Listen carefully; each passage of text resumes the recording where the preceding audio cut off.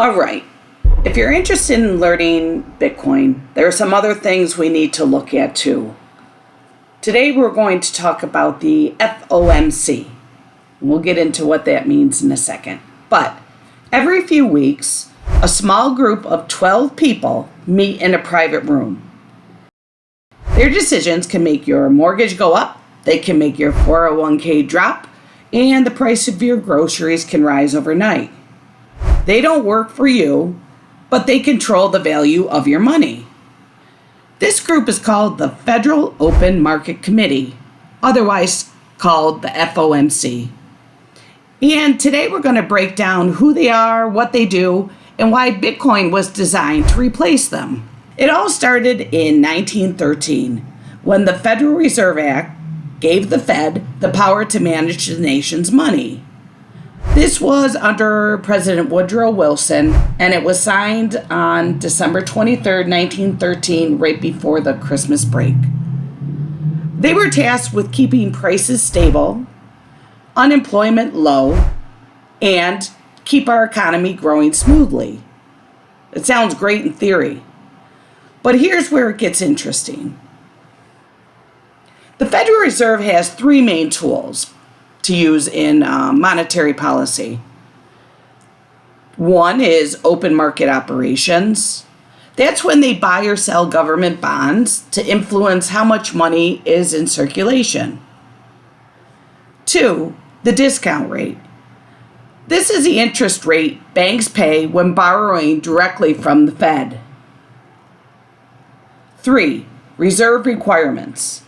This is the amount of cash banks must hold and not lend out. That could be an entire video in itself, which I may make, but for right now, we're just going to throw that out there as the third tool. So by adjusting these levers, the Fed can control the federal funds rate. This is the rate banks charge each other overnight.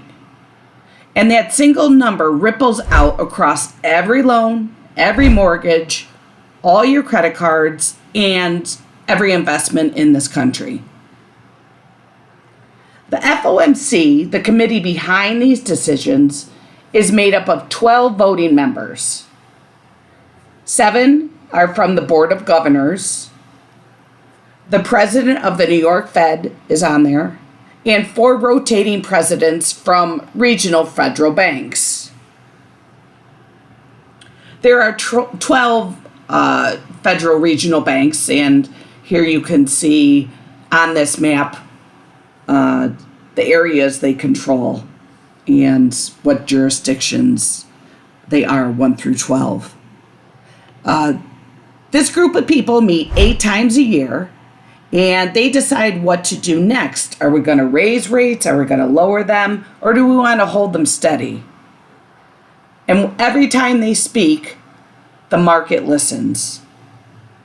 Now here's where things get fascinating and where Bitcoin enters the story.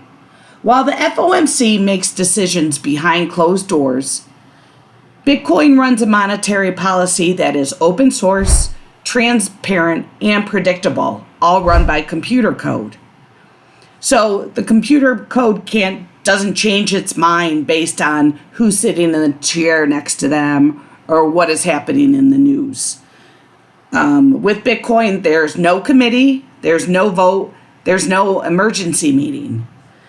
Bitcoin's supply schedule was written into code back in 2009, and it hasn't changed once since. Every 4 years, the amount of new Bitcoin created is cut in half. This is the event in Bitcoin that we call the halving. Not very creative, but it's pretty specific. There will only ever be 21 million Bitcoin, and no central authority can print more.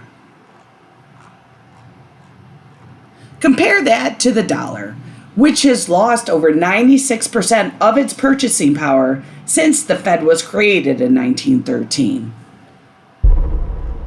When the FOMC wants to stimulate the economy, they lower interest rates and they print new money, and the money is going to buy new assets. This is called QE, or quantitative easing. But every new dollar that enters the system dilutes the value of the ones already in your wallet. Bitcoin, on the other hand, is built on mathematical scarcity. There's no printing, there's no bailouts, and there's no favoritism. It's just based on math and a global network of computers working together that agree on these rules. The name of these computers is called nodes. The FOMC's goal isn't evil.